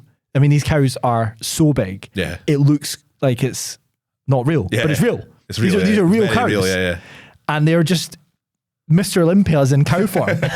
Yeah. So maybe there's something there with this person. Possibly, yeah. Maybe that is what we see in the likes of him. Like Ramy, Ronnie Coleman, perhaps there is a myostatin deficiency there. But is this person, the one we're talking about, and I wish I could remember his name, Robio or Robio. Something like that. Yeah. Is he must be bigger though than Ramy and Coleman. It looks like because there is a photo of him on stage versus everyone else, and it's like this guy's been like Photoshop, but it's not. I don't know, looking at him, I wouldn't say he's bigger than Ronnie Coleman. I wouldn't say he's bigger than Ramy, but it's just the way he's put together. He's very narrow through the shoulders. Right. I think he's short. So right. So Ronnie Coleman was really that big. Yeah. He was impossibly big. Impossibly big, yeah. That's so interesting. So standing on stage, Ronnie Coleman stood on stage, shredded to the bone, not an ounce of body fat on him, high 120s, 130s. What will you be when you're on stage? I'll hopefully be in the 260. So I was 250 last year on stage against another genetic marvel, Andrew Jacked. Is he a British guy?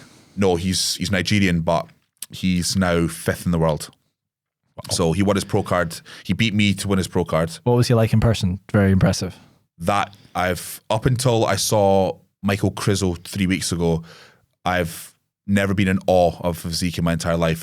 You can't comprehend what you're looking at.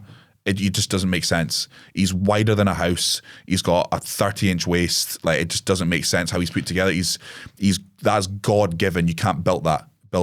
He will have looked like that regardless. Really? Of any training he does, anything he eats, he will look like that. Wow. It's he's a genetic marvel. So to see that, compete against that wasn't the best. It's cool. Or you obviously wanted to win. You wanted to win, right? Yeah. So personally, I don't know if people will agree, but I thought I was more conditioned than him. Right. So I had him on that front, but I was nowhere near in terms of his flow and his shape. Could you beat him? No. That's interesting. No. And you know how tenacious I am. I know. This. No, I know you are. Yeah. I couldn't beat a Pete. No. He's too good. He's too good. He'd have to have an off day.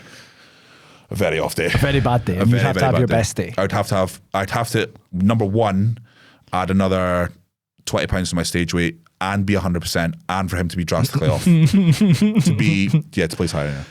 Tell me about your mindset. Like, what do you think about to motivate yourself through the whole year? Like, do you have visions of the future where you've got medal around your neck? Like, yeah. Tell me about that then. So yeah, I picture it every day. Like, I talk about me standing next to pros and beating them. Like, I'm not even a pro yet. Right. So I'm not even in that realm yet. Right. So it's been a dream of mine since I was 18 when I decided like bodybuilding was going to be my thing. To get that professional card. I've been close twice, come second twice in my class. But I feel next year's my year. I truly believe that. Do you visualize your success? Yeah. Every day? Like, every day. Yeah. Every day. It's very important. I don't even think I do it intentionally. I think it generally just happens. Yep. Like, people ask like what motivates and drives me. At this point, I don't know anymore. I think I'm just so I've been locked into this goal for so long. It's just me. Where and when is the show? The professional qualifier will hopefully be the first weekend of June. The show that I want to do. There are many other shows across the world that you can do, but the one I'm targeting is the Alicante Pro Qualifier in the first weekend of June. So you're going to go a couple of days earlier, get on the beach? I'll go about. No, I definitely go on the beach. No suntan. No, just if you burn, you get skin inflammation, so that can impact your look. So you're going to be in a dark room in Alicante? Probably, yeah. From about the Tuesday before the show, yeah. So my best mate, Greg Taylor, Aberdeen boy. You know, yeah. Aberdeen boy, yeah. Greg Taylor, he done that show last year. This year, sorry. So I went and supported him at that show. And it was nice? Yeah. Unfortunately, he came third that day. Is he also looking to become professional? Yeah. He's Greg's phenomenal. Yeah. Why has Aberdeen become like a bodybuilding hub? Like, there's lots of bodybuilders in Aberdeen now, amateur or have I got that totally wrong? Yeah, there's a great scene in Aberdeen. The Granite City show, is that one of the reasons? No, I don't know what is. There's not a lot to do in Aberdeen. I might be down to it. Because male and female, there seems to be a cluster, great scene, yeah. A cluster of people doing it. Yeah, big time. I don't know. I've not lived in Aberdeen for 10 years, so I'm not quite sure why that is. It could be because, I mean, to be fair to Aberdeen, I mean, there are things. Yeah, I shit in Aberdeen all the time. It's probably because there's a lower population density. There's relatively more people doing it. There's been some successes. They've got the show, and maybe people decide to be in that scene. Yeah, and you make friends and. Yeah, I mean, it's quite funny as well. So we brought this up on my podcast. Scottish Silverback podcast, by the way. Scottish Silverback podcast. And yeah. what do people learn on the Scottish Silverback contest? How to get jacked. Genuinely, I'm not taking. We just have a laugh. We just sit there and have a laugh. As bodybuilders, we'll review shows and things like that, and talk about. That sounds fun. It's good fun. Yeah, that sounds fun. We haven't done it in a while actually, but we're planning to get it up and running again in the year. Well, if you want a guest feature on gut health, just hit me up. Yeah, you've come on here twice. I'll be very happy. I know I owe you. I'll be very, very happy to do it. Be very, very happy to do it. All the top bodybuilders in Scotland are listening to the Silverback podcast. No. Would arguably not be from dense population places in Scotland. So, interesting. For instance, I'm from Aberdeen. Greg's from just outside Aberdeen. Jack Gunn is from Highlands. Josh Dougal is from the Borders. Apologies if I've missed anyone out. Sorry. There's many other physiques that aren't, your dense population centres such as Glasgow and Edinburgh. Is there something in that genetically? Maybe. I don't know. No, farmer boy. Good. I don't know. That's interesting. Actually, yeah, maybe. My dad's side are all farmers. Are all Truchters from Banff. So, not farmer stock way back. But is there something in that? I don't know. Big hands, thick set, super tough. Size 13 feet. Genuinely size 13 feet. I sized 13 feet when I was 13. You're joking? Yeah, I looked ridiculous. I was 5 feet with size 13 feet. It was a nightmare. So. The farmers are tough. I remember when I was working as a doctor in Aberdeen, the farmers, they're dying and they're like, I am fine. Yeah, there is something to that. I'm literally fine. There is something to that because most strong men are farmer stock. So there must be some sort of genetic component there with... They're bred strong. Yeah. I mean, we literally had someone come in who was literally close to dying from sepsis, from a lung infection, and was just, I am just feeling a wee bit nae-well. He literally about to die. Like blue fingers, blue lips, mottling all over their body. I remember they came in and we were all like, oh! Yeah. And we had all consultants, ended up being okay and moved to a different part of the ward. But it was just like, wow, this person, he must have been feeling so bad. Yeah. Because there's bacteria everywhere and there's systemic inflammation, but I just feeling a wee bit nae-well. Yeah. That's mad. Straight on the oxygen, tough boys. So just to go back to your prep then, how does the anabolic side change over the prep? So you do less or you do more? Because that's an interesting point, isn't it? It's changed every time I've prepped. Oh, interesting. So what I'd like to do, I keep spitting anywhere. Nobody can see that, don't worry. Good. What I'd like to do is probably start low, which I kind of always do.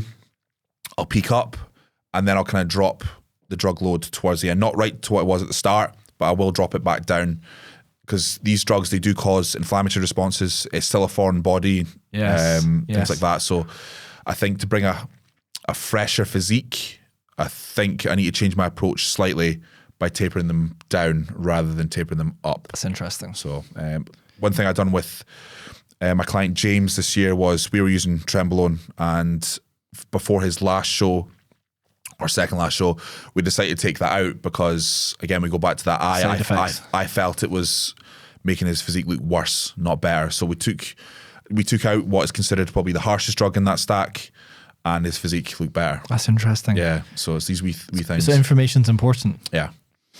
Now, what about like just the average person who's considering doing a steroid cycle?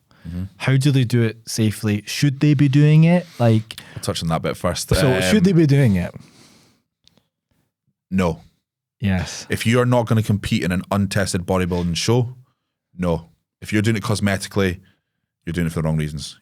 You should not be doing it cosmetically. Now, I've got clients who do it cosmetically, and we've sat down, I've given them my opinion on it, and if they're happy with my opinion but still want to go ahead with it, I'll absolutely guide them in the right direction. And if they want to use it recreationally, that's absolutely fine. I'll guide them in the right way. But they know my opinion is that if you do not compete in untested bodybuilding, you shouldn't be doing cycles of anabolic steroids. And that's because of the side effects, the risks? It just adds another dimension to training and something we love. It adds a health risk. Yep. You're adding a health risk to something that is incredibly good for you. Because a lot of, I say a lot, I've only been to this place once in my life and I'm not going back. Ocean Beach, Ibiza. Right, yeah. You know what I'm talking about? Yeah, it's not somewhere I ever want to go now. It's not for me. I need to be careful because my friend's having a stag do next year and we're going to Ocean Beach. But I actually can't go because I'm actually going to San Diego on that day. But Ocean Beach, I would hedge a bet to say a decent proportion of the men Ocean Beach have timed a cycle for their Ocean Beach appearance. I have dieted male clients for such a event, I know. And trust me, I told them when they started, this is pointless. I think that is, well, I think it's actually fascinating because it just clusters people who want that photo on Ocean Beach where they're looking their absolute best and they can recycle it. But the other thing as well is it's mainly other men who they're looking at. I get no female attention ever. Like, for the record, no female attention ever. Zero female attention. None. Women don't like it. Women because you're too big. Yeah, I know I'm the extreme side of things, but women I feel don't particularly like very in shape men, regardless if that's natural or not. Because it looks unnatural. And it's too extreme. I don't feel women like men that are too in shape because it makes them feel bad about how they look. Oh, interesting. I think that's what it is. Whereas if you look at women who are in the bodybuilding scene, they love it, but they've got physiques to match. And that maybe explains why a lot of bodybuilding couples exist. Yes, and that's why they gravitate towards each other. They gravitate towards it for that reason. Also, like it works a lot easier. Like my girlfriend competes, and it makes sense that we both prep meals. We both have to both understand. It's far easier. But yeah, getting back to the point, it's most women don't particularly want someone who's jacked up like that, and they just want an athletic physique. Yeah, just a nice healthy athletic physique. Looks after themselves, eats well. I hear you. But that's not what some people think. Some people think the bigger I get, the more attention I get. But actually, it's other men. It's the opposite, It's men. Yeah. It's like beards. Men non-stop. The bigger your beard gets, the more compliments you get from men. From men, yeah, exactly. Yeah, exactly. Literally. It's a rule of the universe. I looked at my my Instagram ratios the other day with a client. It's like 87% men follow me. The rest is women. I guarantee most of those women are bodybuilders in that scene. Fascinating, absolutely fascinating. So you wouldn't recommend it, but let's talk about testosterone replacement therapy then, because that I think is different. That's trying to optimize something that declines from the age of 30, more so when you're 40. And there's also a difference between bound and free testosterone, and that ratio gets even more exacerbated the older you get because you produce more sex hormone binding globulin and your test goes down, which means that there's less free test because you've got that binding globulin and you've got albumin. Sorry, I'm getting really technical now. Basically, as you get older, you have less test to work with. And test makes you feel good as a man for a number of different reasons. There's the bone density, the muscle mass, the libido, the appetite, the sleep, the general sense of well-being, so on, so on, so on. Yeah. So we've talked about not doing a cycle unless you're doing an untested bodybuilding competition. What about if you're just wanting to be a better version of yourself? Is there a different type of way to approach this? Like TRT? We're still talking TRT? TRT, yeah. TRT, we now have clinics in the UK that you can go to, get your bloods tested and see where you actually sit. If you are, sitting within a decent range between the what's that? I don't know, the average range is between 8 and 29. The units depend on whether you're in the US or UK, but yes. So is it millimoles or nanomoles? It's minimoles, I think. Yeah, I'm getting myself confused. 8 and 29. Yeah. So if you sit within that, then probably not. There's probably no reason to. However, though, if you are a man who nanomoles, 8.6 to 29 nanomoles, 300 to 1,000 milligrams per deciliter, I think, or micrograms per deciliter in the US. Yeah. So just say you were at the higher end of that for most of your life, and then it starts to decline. Then maybe you could argue, right? Well, I want to push that up to where I was. But if you still sit within a good range, then you are considered probably healthy in that. But if you were to slip below that eight mark, then I would recommend. But would you guide it by that level, or because you don't know what you were when you were, say, 19 or 20, when you probably felt your best? Yeah. So I guess from my perspective, and this is a non-qualified perspective as someone who doesn't practice as a medic anymore and someone who's not a subject matter expert in this, and without a license practice, but just get it all out there. Just get it all out. There's kind of two approaches. Yep.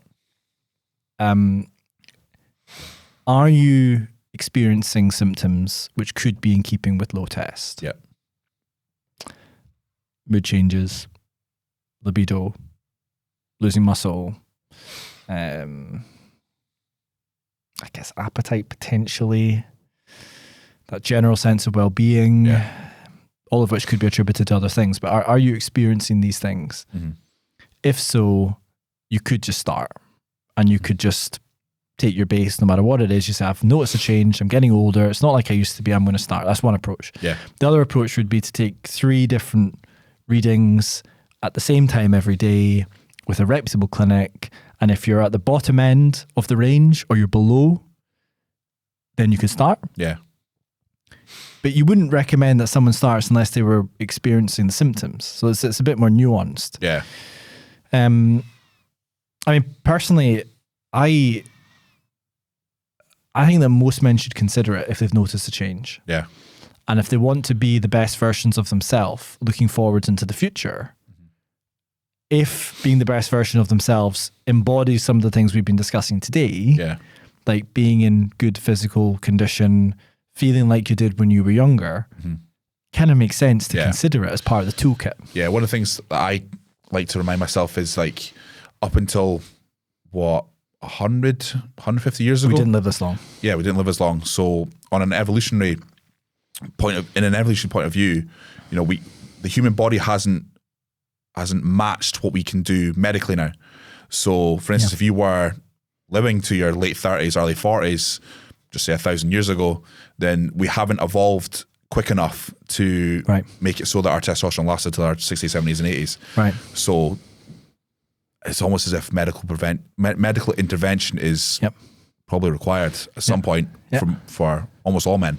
And if you're doing everything else correctly and you still feel like I want a little bit more, if you're sleeping correctly, you're eating well, you're lifting heavy weights, you're not drinking, you're not smoking, you're taking all your other supplements, kind of feels like the next logical step. Yeah, I agree. Yeah. And it's good to see clinics in the UK offering this, because typically we're very, very, very many years behind the US. Yeah. Probably still are, actually. Well, maybe but it's on offer now. I mean, look at HRT for women in this country. It's like, oh, you feel bad? HRT. But still, like TRT is like, oh, but you can't get TRT in the NHS. Yeah. You can if you're like what they call hypogonadic, like if you have like zero, extreme symptoms, right? Yeah, and if you're I think if your puberty is delayed, then maybe you can get access to it. I think we're getting now into a realm of like hormones and gender transitioning and stuff like that, which I don't know much about at all. So I'll just bring us back to TRT. So do any of your clients take TRT? Yeah. A good, the guys who aren't kind of doing anything bodybuilding wise in terms of like shows and stuff, there are a few clients who run TRT just for health reasons. How do they feel? They enjoy it? Yeah. Yeah. I think they are very happy they took that step. None of them I've never come across a client who started and then stopped. Yeah. So that says it all. Absolutely. And I know several CEOs and in particular the US, they're on TRT because they believe it makes them perform better, which I can understand. Yeah. I mean, look, have you seen the before and afters of Jeff Bezos? Yeah. Yeah. That's TRT. There you go. Yeah. Elon Musk, he's out of shape now, but at one point, TRT. Yeah. And if all the Silicon Valley billionaires are doing it with their unlimited resource and their obsession with health and well-being, maybe there's something in that, right? I know, maybe, there could be. Yeah, I think still like people hear testosterone and it still has that. Steroid. Yeah, it still has that. Even though it's produced within the body itself. Exactly. So you're just more natural. Good stuff. So we'll do some quick fire things now. So if someone came to you for the first time, they want to gain as much muscle as possible because they want to get bigger, what are the core things that you would recommend to them? We're talking like a complete beginner. Complete beginner. As a complete beginner, you need to establish, number one, an eating routine. So many people in this country do not have that nutritional knowledge. They've not eaten properly for most of their life, processed foods, so on and so forth. So eating on a regular basis, single source meals, maybe 4, 5, possibly even 6 times a day is something that needs to go in immediately. Learn about nutrition, learn how your body works, learn what foods work for you, learn what works within your lifestyle as well. So I can't just hand you any old nutrition plan. It has to be fairly tailored to you. How do you work through that with your clients? Trial and error. Yeah, so the way I do it now is I'll look at someone's photos that they send me with a consultation form and I will just go 2,300 calories. No way. Yeah. Really? Yeah. I don't use any kind of formulas to work. You know enough now? I think I know enough now where I can judge by someone's background what they're currently doing and know roughly where they need to be calorie-wise. That's really interesting. I don't think I'm wrong. Maybe 3 out of 100 times I'm wrong. And I need to either push it up or pull it down. I would say most guys and girls who have been coaching for long enough do that. They know. They can eyeball it. They can eyeball it off. Like, so if someone says to me, here's my food diary, cool, right? That's about 1,800 calories. You're doing this in the gym, you're doing that in your work, you're doing that in your social life. Yep. Okay, well, if you want to build muscle, probably need to sit around maybe, let's start 2,4, 2,5. And I'm rarely wrong. So, yeah. Okay, so eating routine, what about training? Training wise, I would just go into learn the fundamentals of lifting. So learn basic movements, learn them inside out, learn how to connect with those movements, and practice immaculate form and technique from the very beginning. Don't develop habits, poor lifting habits, which I see all the time. In your work, you see it all the time? All the time. What kind of things do you see? Like, what are the classic mistakes? Half rep squats, stuff like that. Yep. Using machines. The range of motion is usually the worst one you see. So yeah, learn all the fundamentals. You don't need to be doing a 5-6 day training split. Just come into the gym once or twice a week, do an upper and lower split, something like that. So work your upper body one day, work your lower body the next day. That's more than enough. Learn the insides out of training and maybe do one exercise per body part depending on which day it is, and that is more than enough in terms of training itself. People go far too overboard. They get a training plan that's got 5 days in it. That's interesting. You've got 3 different weeks worth of rotations. Like, someone who's just starting the gym does not need that. Sometimes when I hand a complete beginner a plan, I do feel a little bit guilty because I'm like, there's nothing really too substantial here, but there doesn't need to be. It's just 2 days a week, upper, lower. Doesn't need to be, yeah. And what about cardio? Just a basic level, get the heart moving. Depends on what they're looking to do. If they are genuinely like all out, I just want to be as big as humanly possible, cardio is probably not needed, but that again depends on their circumstance. So if you spend the whole day sitting down, yeah, probably be 20 minutes in the morning. We'll go you. One thing you hear sometimes from women is they say, I don't want to get too bulky. Yeah. Is this a bit of a myth? No, people, they say that. Yes, they say that, but can they get too bulky? No. If you've got people who dedicate, you've heard me speak, dedicate their entire life to this. Like, I don't want to say sacrifice. I don't like the word sacrifice because I'm not a soldier. I'm not a soldier going to war. You know what I mean? I mean, I laugh when I see things like leg day going to war. It's like, shut up. Yeah. And you're not. You're actually not. You go to the gym. That's 10 minutes. You're going to like an air conditioned gym. Yeah. So you're not going to war, man. Exactly. So these people who dedicate their life to this, if struggling to gain tissue, you're not going to do it accidentally. Yeah. So unless you're like the freak of nature, but if you were, you'd already know. You definitely already know. You'd already know, right? You'd know when you're 10 years old. Yeah. Muscle enhances the look of the physique. Absolutely. Especially in women, like when it comes to like their lower half. It's you're not going to get bulky accidentally. No chance. And would you apply the same advice for women and men? Like you both have to lift heavy. Yep. It's the same. Yeah. Same Heavy formula. to failure. I tend to find if they're a beginner, do they go to failure? No. Sorry. If we're dealing with beginners, probably not. No, there's probably no reason for you. You can get the stimulus of just lifting weights for 3 sets is going to be enough to stimulate the muscle to grow. Failure is probably a technique you start to use once you become a little bit more advanced and know what training is. Even then, there's guys who've been training 10 years, don't know what failure is. And again, we go back to me talking about, I love showing people that. Like, trust me, your body can tolerate a lot of stress, a lot of pain. But I've been showing myself. I remember my first time training with Graham, it was a chest press. Mm-hmm. Did you ever go to Bodyworks when it was open? Yeah. Hey, I had some great sessions in there. I love Bodyworks. I loved it. I had some really good sessions in there. That was a good gym. Graham put me through 1 set of plate loaded chest press. And I was like, I called my mate immediately after, the guy I trained with at the time. I was like, we're training wrong. 1 set. And he destroyed me on 1 set. And I was like, God, I didn't realize he could actually do that. And it just takes someone who's more experienced to show you. I'm sure I train with Anth Bales all the time, a professional from England. I train with him all the time, and he shows me something every single time that you're constantly pushing barriers. And wow. I would say everyone, 99.9% of people in gyms do not realize just how far they can take their physique when it comes to weight training. So training to failure is one of your key pieces of advice for someone who's a little bit more advanced. Yeah. Yeah. So like you've been going to the gym for a period of time, you've built a base.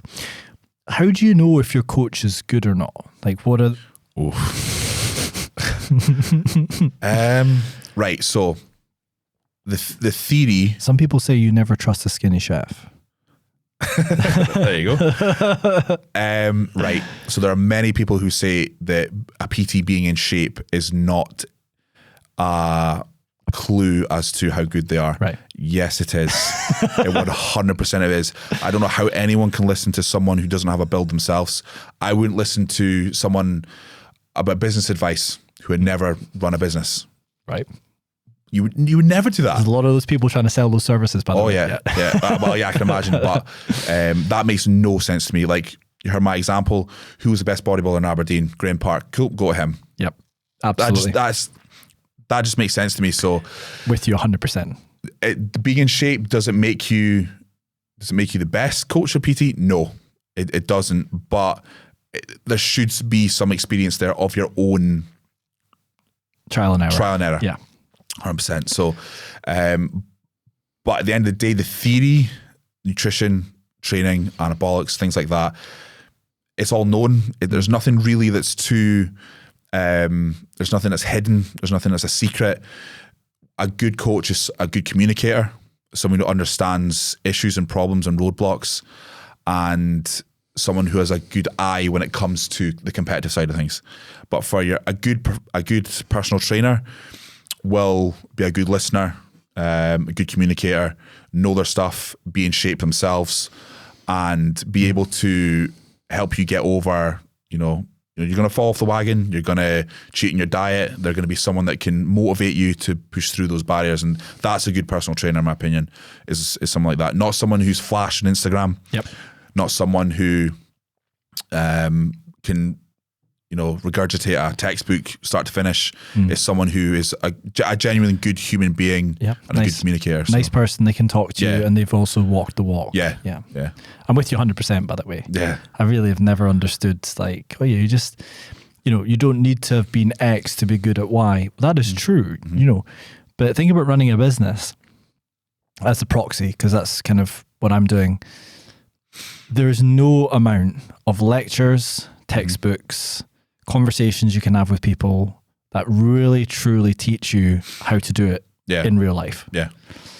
And I firmly believe that you need to have done at least some of it so you understand. Like imagine giving doctors advice about practicing medicine, having never practiced medicine. It's like, really? Yeah, exactly. That would raise a few eyebrows, but in the fitness game, that does not happen. Yeah, there's no base accreditation. Yeah.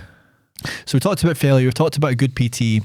What about, losing weight? So let's just say someone wants to look good for a holiday in the summer. How long out, this is your average person, by the way, so how long out should they be thinking, right, okay. I know the ideal thing would be you train all year. Yeah, you're in a good routine all year. Yeah. That'd be the ideal. But let's just say, because a lot of people do these crash diets, how much time should you give yourself so you don't have to do a crazy crash diet, and how would you work through that? So let's just say you've got a holiday in June. I would start 1st of January. Now, that doesn't mean you have to revolutionize your life. It doesn't mean you have to reinvent the wheel. You can still have a meal out every week with your other half. Yep.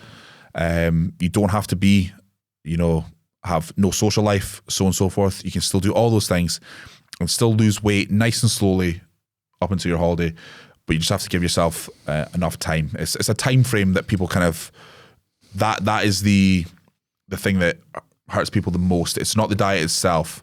It's how long. It's how long. So, like you said, crash diets, they're ineffective and dangerous due to their time frame. A crash diet maybe 4-3 weeks. 2. Yeah, 2, exactly. Give yourself 20 weeks and just come down nice and slow, making small changes here and there. And you'll be very surprised with what you can do and achieve in that time frame. And because it's not as intense, you're not craving all the time, you're not starving all the time. That's the big factor. But again, at the end of the day, discipline is still key. There's no substitution for discipline. Will always be an aspect of dieting. There's no product, there's no drug that can counter discipline. Consistency and discipline. Yeah. So, and do you advise people build up their cardio slowly, reduce calories slowly? Yeah. Do people have to track their calories? They have to track their calories. No. You can, if we're going down to the bare bones, if you have 3 square meals a day. There you go. Yep. And then everyone can kind of roughly eyeball. Yeah. So yeah, it's very doable without having a meal plan set in front of you.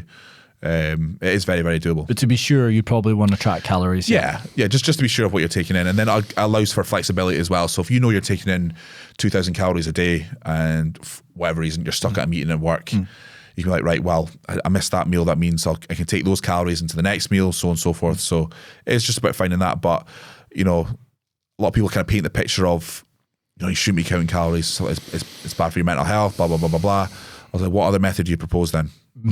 Well, there isn't one. There isn't one. Yeah, so there isn't one. Someone else counting calories for you would be the other way to do it. Exactly. Yeah. Have the meal prepped and so on. Yeah. So can you gain muscle and lose fat at the same time? Yes. So we're talking about the 2 extreme ends probably with that one. So a complete beginner, yes, you can build muscle and lose body fat at the same time. And then the other extreme end is obviously the competitive bodybuilding end, where there's high levels of performance enhancing drugs and things like that. But if you, again, we're assuming this person's extremely consistent. So if someone who is 100% consistent all the time, year round, you're either gaining weight or losing body fat. There's no in between. That's interesting. So, but at the extremes, Yes, it's possible. But as you come into that middle ground of consistency, discipline, so on and so forth, I'm going to say no. What about supplements? What do you health supplements? Health supplements. What do you yourself take, and what do you recommend for clients? It will be here all day if I say what I take. Oh, really? Probably the same as me, to be honest. Yeah. L-theanine.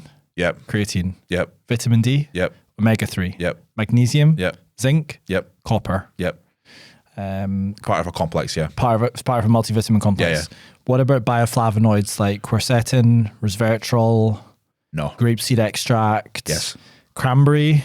Yes, as part of another multi-supplement, yeah. Collagen? I've never taken collagen, no. I'm also not taking, but I just thought I'd throw it into the mix there. Ashwagandha? Yep. Melatonin we've talked about. Yep. Krill oil, nattokinase, if that's how you pronounce it. Super K.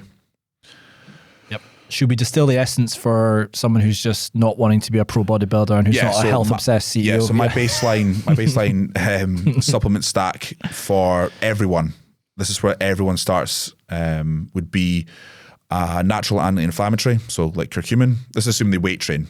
Yep. So curcumin, an omega-3, a high quality omega-3, vitamin D, yep, zinc, and a multivitamin. There you go. That's my stack. It's a really solid one. Yeah, that everyone should take regardless of what your goals are. If someone put a gun to my head, I think I would say exactly the same thing. Curcumin and turmeric is a little bit controversial, but the vitamin D... That's purely from a weight training point of view. Yeah, 100%. The vitamin D, the fish oil, with a good EPA to DHA ratio, yep, and basic multivitamin. Creatine as well.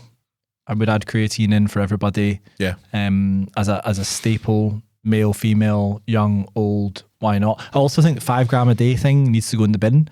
Like if you're a much bigger person with much more muscle mass, you shouldn't be taking 5 grams a day. You should be having like 15 or 20 grams a day. Yeah, I take 20. Yeah, there we go. So this blanket 5 grams for everybody makes no sense. You know, it's not like psilocybin, which we were talking about earlier, where the body weight, body mass doesn't filter in. Yeah. It does here. So that's very good. What about cardio? Do people have to do cardio? Or is it just, it's good for you, so you should do it? There's so many different levels to cardio. So for me, the way it changes for me, so in my off season, I'm doing cardio maybe at the start of my off season just as out of routine, just to get up and do something, get my body moving. Flat steps, Stairmaster? Stationary bike. Stationary bike, yeah. So that's what I'm doing just now. And then that may switch to, I need to use a little bit more cardio in terms of an appetite. Builder, suppressant? Yeah. Builder or suppressant? Yeah, so I want to push my appetite a little bit more so I can eat more. So an extra 10 minutes. Just out of interest, can you swim? No. I don't mean I can swim. Can you technique swim, but what happens when you go in a pool? I'm bottom heavy, so my legs sink. It's shouldn't laugh. It's funny. That's quite funny actually. So I think it was when I realised I couldn't swim. It must have been like, hopefully not when you were in the deep end. No, 2016.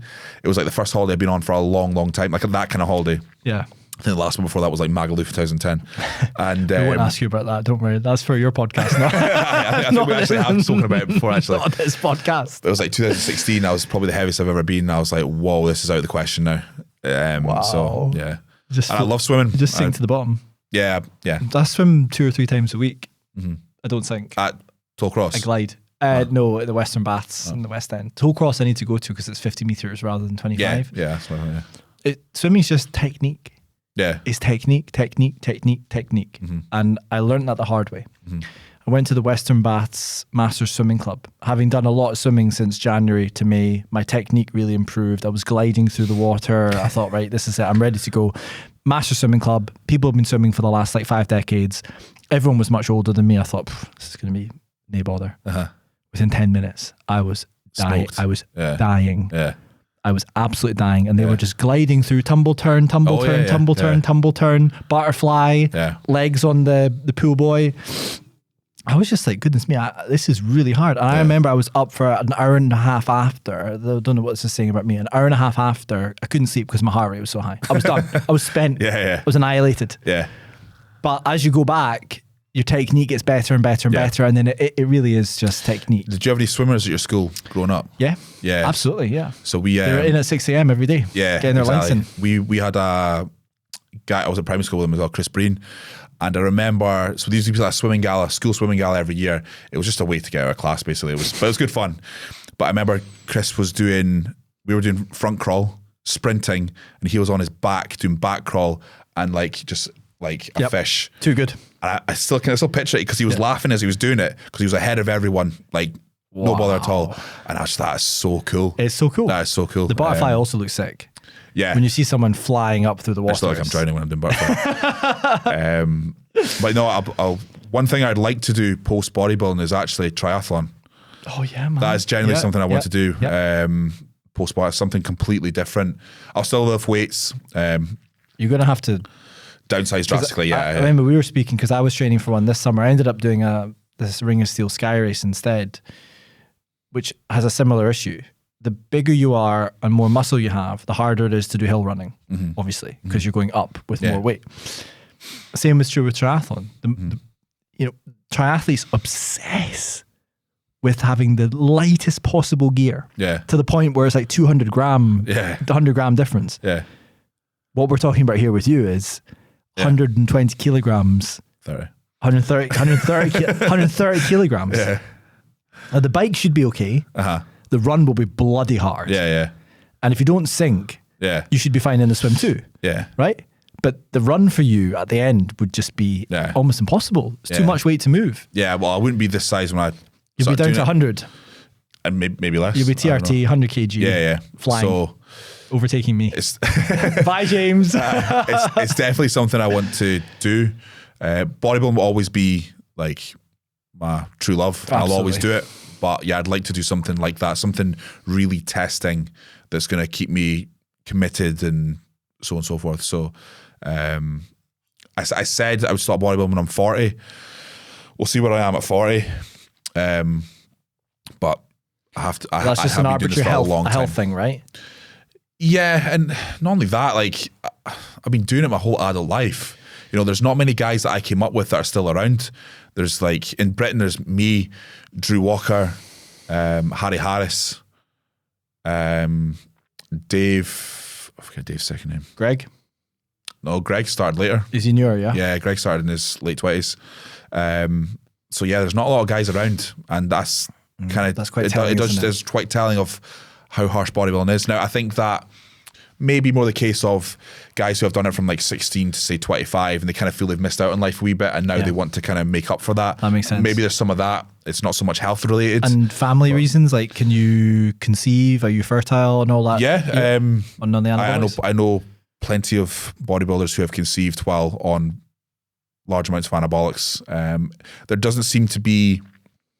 I've seen blood work from clients where LH and FSH have been bottomed out ridiculously low, to the point where they can't even read it. It's that low, and I've been able to conceive. So, really? Yeah. So with no issues. Yep. So there's something there. That's fascinating. Yeah, because they trialed testosterone as a male birth control. I don't know what, 70s, I think. I'm sure those guys enjoyed that. I know. Yeah. And they found it to be ineffective because it wasn't 100% reliable when you turn off LH and FSH. That's fascinating because obviously in women, the estrogen, progesterone has a very potent impact in terms of cycle and so on and so forth. Right, Andy. Cool. Thank you so much, man. I really appreciate it. Yeah, thanks very much, mate. Thanks for having me on again. Yeah.